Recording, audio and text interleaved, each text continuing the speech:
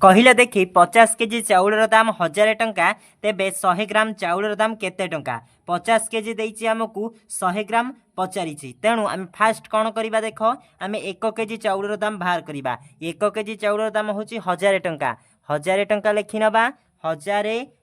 हरण 50 हरण 50 एबे हरि नबा हरि नेले आसीबा आंसर केते ना 20 टंका केते आंसर आसिला 20 टंका एबे कौन करिबा 1 केजी को आसीबो 20 टंका एबे बाहर करिबा 100 ग्राम कौन करिबा ता पई कौन करिबा 1 ग्राम रो मूल्य होउची 1000 ग्राम हैला 1 ग्राम होउची 1000 ग्राम 1 ग्राम रो दाम केते देखो 1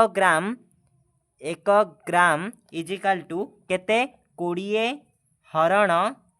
1000 20 हरण 1000 एबे कौन करिबा एकु जदि हरि देबा आंसर आसीबो 0.02 टंका हैला तो एबे कौन करिबा देखो एबे 100 ग्राम को बाहर करिबा 100